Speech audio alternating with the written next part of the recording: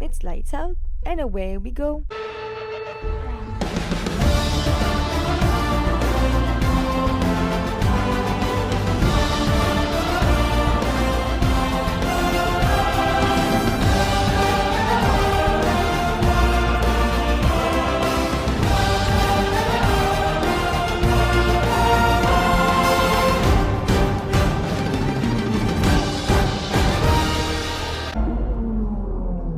Bienvenue à notre podcast Squid Girls Talk. Danica, Shanti. on est vos co-animatrices. Puis aujourd'hui, on vous parle de IndyCar. Donc la semaine passée, on vous parlait de NASCAR. Cette semaine, on vous parle de IndyCar. Yes, baby, you heard me. Donc, IndyCar. Il va y avoir un guide, ça aussi, de débutants sur notre Instagram. Ne vous inquiétez pas. Si vous voulez lire parce que vous êtes des visuels, c'est bien correct aussi. Ils vont être là pour vous. Mais oui, IndyCar, comme un autre sport qui fait partie du motorsport. On en entend beaucoup plus parler ces temps-ci aussi. Genre, ça devient de plus en plus populaire. On va vous expliquer la base de ce sport aussi. Comme ça, vous allez être prête à pouvoir écouter ça parce qu'il y a beaucoup d'action. Beaucoup. Beaucoup d'action. C'est quoi l'IndyCar? Ben, l'IndyCar Series, c'est le championnat de monoplace comme la F1, le plus prestigieux en Amérique du Nord. C'est le sommet des courses open wheel, fait que les roues ouvertes, qui est souvent perçu comme une alternative plus rapide puis imprévisible de la F1. Comme j'ai dit, c'est comme des cousins, ok? On va le dire ça de même. Des cousins, ok? Fait que c'est organisé par IndyCar, qui est une propriété de Penske Entertainment. Yep. Les origines, c'est des descendants du championnat Kart Champ Car et du légendaire Indianapolis 500, qu'on va parler aussi. C'est une série mixte avec des courses sur des circuits ovales, des circuits routiers et des circuits permanents, puis des circuits urbains. La voiture IndyCar. C'est un monstre de vitesse. C'est les bitch. Fait encore une fois, c'est une monoplace ouverte, donc une seule place, un cockpit ouvert, les roues sont exposées, un petit peu comme la F1. Toutes les équipes utilisent le même châssis de base, donc le Dallara DW12, pour ceux qui parlent pas anglais. Les moteurs, ils ont seulement 2 fournisseurs, donc Honda et Chevrolet. Ça fait très américain, si vous voulez mon avis. Je sais qu'Honda est pas américain, avant que je me fasse reprendre. I know. OK, thank you. La puissance, c'est entre 550 et 700 chevaux, selon le circuit, bien évidemment. La vitesse maximale jusqu'à 370 sur les grands ovales comme Indianapolis. 370 km/h, c'est plus rapide que la F1. By the way. Parce que la F1 va jusqu'à 350, 360 si c'est en ligne straight. Ouais. Ça va pas très vite comparé à ça, là. C'est ça, hein? Mais c'est moins rapide puis plus technique sur les circuits urbains et routiers, évidemment. Le carburant, c'est l'éthanol. C'est moins polluant que l'essence traditionnelle, donc c'est aussi un sport qui essaie d'aller un peu plus vers le green. Le push-to-pass système utilisé sur les circuits routiers pour offrir un gain de puissance temporaire, donc généralement 200 secondes à répartir pendant la course. Ouais. Fait que ça, c'est un petit moment. Fait que c'est comme on va appeler ça un peu comme le DRS. Ben non, mais non. C'est comme un turbo. Ouais, c'est ça. C'est un turbo, genre, mettons, vu que c'est temporaire. Fait que c'est comme une affaire où tu vas chercher plus de secondes, mais comme c'est tout, genre. Admettons, c'est comme dans les fans qui ont écouté Fast and Furious. Quand ils pèsent sur le petit bouton pis que ça fait ouh! C'est ça. C'est ça. Fait que, comme on a parlé, on a mentionné un peu des types de circuits. Fait que là, on va les mentionner et on va vous donner leurs caractéristiques. Donc, le premier, c'est ovale. Donc, c'est un circuit en boucle, généralement 4 virages inclinés. Exemple, Indianapolis, Texas Motor Speedway. La vitesse extrêmement rapide, avec des vitesses moyennes de plus de 360 km/h. Et les risques. Les accidents sont violents, OK, dans les ovales. Ouais, le placement en piste et la précision sont cruciaux. OK, fucking steel. Okay. Après ça, on a les circuits routiers permanents. Donc ça, c'est des circuits avec virages à gauche et à droite comme en F1. Donc des exemples, Road America, Barber Motorsport Park, Mid-Ohio. La demande là-bas, c'est vraiment une technique, c'est un freinage précis, des stratégies complexes. C'est pas juste de la vitesse, là. Il faut que tu réfléchisses un petit peu plus sur ta stratégie. Puis après ça, on a les circuits urbains temporaires. Donc ça, c'est des tracés dans des rues, des villes fermées pour l'occasion. Donc un petit peu comme Monaco, des choses comme ça en F1. Ouais. Les exemples là-bas, c'est Long Beach, Saint-Petersburg, Toronto et Détroit. Là-bas, les caractéristiques, c'est étroit, bosselé. Il y a peu de marge d'erreur, là. Une marge d'erreur, puis tu défonces dans le mur. C'est pas super. Puis c'est très spectaculaire avec des murs proches puis des dépassements risqués un petit peu. Donc, on est rendu à l'Indianapolis 500. Donc, la course emblématique, la course reine. L'Indy 500, aussi appelé, c'est plus qu'une course. C'est une institution. C'est un mode de vie, tu comprends? It's a lifestyle, Ryan. It's all about the lifestyle, Ryan. Donc, le lieu, c'est au Japon, là. Non, bitch, Indianapolis. Ça dit dans le nom. C'est Indianapolis Motor Speedway, qui est surnommé The Brickyard. Donc, à chaque année, c'est le dernier dimanche de mai, les Indianapolis. La distance 500 miles, donc c'est 200 tours sur l'ovale de 2,5 miles. C'est horrible, hein? Comment c'est long? Horrible. Le format, dans le fond, qualification sur plusieurs jours, puis avec le Fast Six pour la pole, OK? On va vous expliquer c'est quoi, inquiétez-vous pas. Il y a une tradition aussi à savoir, dans le fond, le vainqueur boit une bouteille de lait au podium. C'est vraiment plus dégueulasse que Choui à Daniel Ricciardo. Je suis désolée. Puis les intolérants au lactose, on fait quoi, nous? Hein? On boit pas? Ouais. Fait que ça fait partie de la triple couronne du sport automobile, donc avec le Grand Prix de Monaco puis les 24 heures du Men's. Fait que c'est pas mal ça. On arrive, là. On va vous expliquer un peu ce qui se passe, là. Fait que à quoi ressemble une saison IndyCar? La saison s'étale de mars à septembre avec environ 17 courses réparties sur les 7 mois. Chaque course a son poids en points. Et les pilotes cumulent des points tout au long de la saison, là, comme tous les sports automobiles. Les types de courses durant la saison, chaque variété de circuit rend chaque course unique. Donc, admettons, les ovales rapides, il y en a 4 ou 5 environ. Les circuits routiers, 6 ou 7 environ. Puis les circuits urbains, 5 ou 6. Donc, pour venir faire un total de 17 courses. Après ça, on a le championnat. Il n'y a pas de série éliminatoire. Le championnat est basé exclusivement sur les points accumulés, comme la F1. Le pilote avec le plus de points à la fin de la saison est sacré champion de IndyCar. Indianapolis 500 donne plus de points que les autres courses, ce qui fait vraiment un pivot stratégique. Là. Si tu gagnes ça, tu le sais que tu as vraiment un bon avance. Fait qu'admettons un barème de points, là, pour vous donner un exemple. Les premiers ont 50 points, ce qui est vraiment, c'est le double de la F1, je vous l'annonce. Le deuxième, 40, le troisième, 35, le quatrième, 32, cinquième, 30, puis après ça, on descend comme ça. Il y a des bonus au niveau des points. Donc, 1 point pour la pole position, 1 point pour avoir mené un tour et 2 points supplémentaires pour avoir mené le plus de tours. C'est fou, hein? Ça va chercher des points, là. Ça en va, là. C'est eux, là, c'est pas rare que ça finit très haut les points dans le championnat, plus que nous, là. Ouais. En F1, là. Mais ça. Puis là, on serait rendu à quoi ressemble un week-end de course en IndyCar. Ça s'étale sur 3 jours comme en F1, avec une structure claire, mais adaptable selon les circuits. Donc, le jour 1, qui est le vendredi, c'est les essais libres, donc les pratiques. C'est 1 ou 2 séances d'essais libres qui permettent aux pilotes d'apprendre le circuit et de régler leur voiture. On s'entend, c'est la même affaire que la F1. C'est souvent entre 45 et 90 minutes, fait que ça peut être genre jusqu'à 1h30. Non, c'est ça, c'est comme 30 minutes de plus que la F1, fait que je suis comme... Sinon, les objectifs, c'est tester les pneus, valider les réglages, tester le push-to-pass, puis différentes stratégies, voir le long terme des pneus, le court terme. Samedi, jour 2. Qualification. Donc, le format de qualification dépend du type de circuit. Si on est sur un circuit routier et urbain, c'est divisé en groupes. Donc, les meilleurs temps passent en Fast 12, fait Fast 12, puis en Fast 6.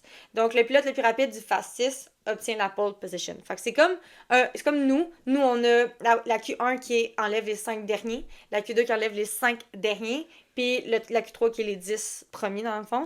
Fait que eux, mais c'est 12, puis c'est 6 après, genre. Puis sur ovale, c'est un format individuel. Fait que c'est généralement 2 tours lancés. Puis aussi, pour l'Indy 500, c'est un événement de 2 jours, avec plusieurs rondes. Fait que le qualif, puis les Fast 6, sur 4 tours chronométriques. Fait que c'est très important à savoir, c'est vraiment la différence entre le F1. Le jour 3, le dimanche, la course. Race Day! Fait que la distance varie selon le type de circuit. Fait que souvent entre 90 et 200 tours. Comme nous, là, dans le fond, on va s'ajuster le tour selon l'heure. C'est environ 1h30 de course. Fait que selon la distance, ça fait le nombre de tours qu'il faut pour le 1h30. Fait que la même affaire pour eux.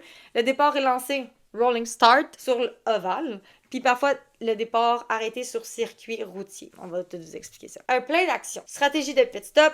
Utilisation du push-to-pass. Intervention de la voiture de sécurité safety car si jamais il y en a une. La durée de course, 1h45 à 2h30 selon le circuit. Fait que eux, c'est encore pire, là. Les points sont attribués selon la position finale, fait qu'avec le bonus, si jamais, comme on a mentionné avant. Ce qui rend un week-end unique en IndyCar, c'est la variété de circuits là, qui changent constamment le style de pilotage requis. Fait qu'ils sont tout le temps en train de comme retravailler leur technique, revoir des choses. C'est super intéressant. La proximité des voitures en performance rend les dépassements qui sont vraiment fréquents puis des résultats imprévisibles. Ce qui est plus le fun comparé à la F1, puisque les moteurs sont différents. Eux, ils utilisent le même châssis. Fait que c'est le pilote qui fait la différence. exactement. C'est ce qui est vraiment... Cool. Qui rend intéressant la chose. Puis l'ambiance est décontractée, mais compétitive avec beaucoup d'accès au paddock pour les fans. Quand tu t'en vas à IndyCar, tu vas les rencontrer, les pilotes, tu vas les voir, ils vont signer des autographes, leurs voitures sont exposées. C'est vraiment moins fermé qu'en F1. C'est beaucoup plus accessible et agréable comme endroit. Comme le NASCAR. Comme le NASCAR un petit peu, exactement. Il n'y a pas de DRS, fait qu'il n'y a pas de possibilité de tout ça. Fait que les pilotes doivent réellement se battre à chaque fois pour un dépassement, souvent au freinage, ce qui rend encore une fois la chose encore plus excitante. Combien de pilotes puis d'équipes en IndyCar? Donc, le nombre de pilotes. La grille IndyCar compte en moyenne 27 à 28 pilotes à temps plein. À certaines occasions, notamment l'Indianapolis 500, ça peut monter jusqu'à 33 pilotes, ou plus grâce à des engagements ponctuels, fait qu'un one-off entries, comme un wildcard en F1 Academy. Tous les pilotes ne participent pas nécessairement à l'intégrité de la saison. Non. Certains ne courent que sur les ovales. Il y en a d'autres qui sont spécialisés en circuit routier ou ne participent qu'à l'Indy 500. En 2025, on compte environ 10 à 12 équipes principales qui alignent entre 1 à 4 voitures chacune, genre, mettons. C'est beaucoup. Ouais, c'est beaucoup. Fait que les principales équipes en IndyCar, on a le Team Penske, I guess que ça se dit de même, genre. Eux, ils ont 3 voitures en moyenne. Les pilotes connus, Joseph Newgarden, Scott McLaughlin et Will Power. On a Chip Ganassi Racing qui est 4 à 5 voitures. On a Alex Palou, Scott Dixon et Kevin Simpson. Arrow McLaren. 3 à 4 voitures. Donc là, on a le premier pilote qu'on va nommer Pato Howard, qu'on a déjà mentionné plusieurs fois. Qui est mon baby en IndyCar. Yes. Christian Lundgaard, Nolan Seagull, Kyle Larson. Aussi. On a Andretti Global. 3 à 4 voitures. On a Colton Herta, Carl Kirkwood, Marcus Ericsson et Marco Andretti. On a Rahal Letterman Lanigan Racing Tap. 3 voitures en moyenne. On a Graham Rahal, Louis Foster, Devlin De Francesco et Takuma Sato. On a Ed Carpenter Racing, 3 voitures en moyenne. On a Ed Carpenter qui est ovale seulement. On a Alexander Rossi et Christian Rasmussen. On a AJ Foyt Enterprise qui est 2 voitures en moyenne. Santino Ferrucci et David Malukas. On a Dale Coyne Racing, 1 à 2 voitures. C'est des pilotes en rotation, eux, cette équipe-là. Ils ont Rinus VK qui est temps plein et Jacob Abel. On a John Kosserlinger Racing qui ont 2 voitures. On a Stingray Robb puis Connor Daly. On a Mayer Shank Racing, 2 voitures en moyenne. Ils ont Marcus Armstrong, Elio Castro Neves puis Félix Rosenqvist. On a Dreyer et Rainbow Kusick, 2 voitures en moyenne. On a Ryan Hunter Ray et Jack Harvey. Et la dernière équipe, on a Prima Racing qui ont 2 voitures. On a Robert Schwartzman et Callum Elliott. Donc, c'est pas mal ça pour les équipes. Fait qu'on est rendu, mettons, au vocabulaire en IndyCar. Fait qu'on a un stand qui est une période entre 2 arrêts aux stands. Un push to pass qu'on a déjà parlé tantôt. Fait que le bouton que les pilotes peuvent activer pour faire un vroom. Le turbo. Après ça, on a la pole position qui est la première place sur le grille, comme dans presque tous les sports. On a un pit stop, arrêt au stand. Vous connaissez le tout. Safety car, voiture de sécurité, pas besoin d'en parler, on en a parlé dans toutes nos affaires. Le undercut, overcut, qui est un petit peu comme en F1, fait que c'est des stratégies d'arrêt au stand où l'undercut consiste à s'arrêter plus tôt pour gagner du temps avec des pneus frais. L'overcut, à rester en piste plus longtemps pour gagner du terrain pendant que les autres s'arrêtent. Stratégie très utilisée en F1 et en IndyCar. Le Fast Six, elle l'a expliqué tantôt, c'est la dernière phase de qualification. Le Marbles, qui est les petits morceaux de caoutchouc accumulés hors de la trajectoire idéale qui réduisent l'adhérence. Ça, c'est quand les pneus ils s'égrènent, ben ça fait ça. Le Firestone Reds Blacks, c'est les pneus utilisés en IndyCar. Fait que les Reds sont plus tendres, meilleure adhérence, s'usent vite. Puis les Blacks sont plus durs, durent plus longtemps, moins d'adhérence. Faut Comme- les réchauffer plus longtemps. Comme les... Ils ont juste moins de pneus qu'en F1. Ouais, dans le fond, ils ont les hard, ils ont les soft, comme nous on connaît, genre. Un petit peu exactement, juste avec des noms différents. Puis là, on sera comment lire les graphiques à l'écran. Ouais, parce que c'est quand même un peu différent que la F1. Fait que, tu sais, les termes, ça se ressemble beaucoup. Fait que j'ai mis comme ceux qui reviennent souvent et tout. Mais là, les graphiques de l'écran. OK. Fait qu'on a le classement qui est le running order. Fait que ça indique la position actuelle, le nombre de tours complétés puis les pneus utilisés, comme en F1. On a l'intervalle, le gap. Fait que l'écart de temps entre les deux pilotes. Fait que c'est soit l'intervalle ou le leader, comme en F1. Le pit, c'est une info qui indique si un pilote est allé au stand. Le P, vous allez voir. Donc, le push to pass restant, c'est parfois visible à côté du nom du pilote. Fait que selon, tu sais, on a dit que c'était un 200 secondes de plus environ. Fait que genre, il reste combien à utiliser. Si tu vois un P clignoter ou un pit window, c'est le moment stratégique pour faire un arrêt pour la personne. On a le delta pilotant. Donc, l'écart entre les pilotes en secondes. Souvent affiché lorsqu'un pilote est suivi en gros plan ou comparé à un autre. Donc, le best lap, le meilleur temps autour du pilote. Donc, le fastest lap, quand ils mettent, nous, le petit chrono. le petit chrono. On a le last lap qui est le temps du tour précédent. Si c'est écrit plus 0.835, admettons, c'est un délai avec le pilote devant, donc le delta. Puis les couleurs comptent aussi. Fait que t'as un vert qui c'est le meilleur temps personnel, t'as un violet qui c'est le meilleur temps global, puis t'as le blanc ou le gris qui c'est un temps moyen. Fait que genre, ils mettent des couleurs, c'est vraiment cool. Puis comme moi, c'est quelque chose qui est vraiment différent de la F1 parce qu'il n'y a pas de tour, là, dans le fond. Fait que c'est vraiment cool, il y a ça de différent aussi à regarder sur un écran. On a le RPM, ou le régime moteur, qui est le tour par minute du moteur. Fait que ça aussi, ils l'écrivent à l'écran. OK. Nous, on peut le voir seulement si... je pense qu'on peut même pas le voir, mais oui, on peut voir les vitesses, nous, là, sur la F1, genre, quand il est en gros écran, là. On a le out, ou le lap down, qui est le pilote hors course, ou avec un tour de retard. Des fois, nous, ça va être écrit en F1 plus une lap. C'est pas mal ça, les bases. C'est un sport de vitesse, de stratégie, de maîtrise, mais d'émotion. Hein, brut, des retournements, des situations, des victoires comme qui sont même pas dans ta ligne de mire, mais t'es comme, finalement, tu gagnes la course, t'es comme... Tu sais, tout peut arriver, là. Tout est imprévisible. Chaque course raconte une histoire différente. Ils ont tout un background. Puis maintenant que tu comprends les règles, les circuits, les stratégies, j'aime ça, je fais genre full dramatique, genre je suis comme... maintenant que tu comprends les circuits, les pilotes, c'est qui. Tu comprends les stratégies. Tu as vu le visage du paddock. T'es prête à te plonger dans l'action. Si vous voulez avoir plus d'infos, vous pouvez nous le dire, on fera une autre vidéo plus explicative. Mais là, la madame est partie dans son délire de folle furieuse. Donc... c'est pas mal ça, choisis ton pilote que tu veux, observe les détails à l'écran, apprends, parce que c'est complètement différent de la F1, apprends à anticiper aussi les stratégies, ça aussi c'est vraiment cool. Puis surtout, mais tu peux faire ça pour tous les sports aussi. Oui, oui mais prends pas Ferrari. Non, commence pas à nous mettre là-dedans, là. Non. C'est ça, genre pourrait embarquer dans l'IndyCar, c'est super beau, c'est un monde vraiment agréable, autant les fans que les pilotes que les équipes, c'est vraiment très ouvert d'esprit et très le fun. Ouais. C'est un petit monde, mais ils aiment beaucoup les fans, c'est vraiment le fun à voir. Donc avant que ça devienne trop gros et qu'on n'ait plus accès au paddock, allez-y, c'est toujours le fun. Voilà.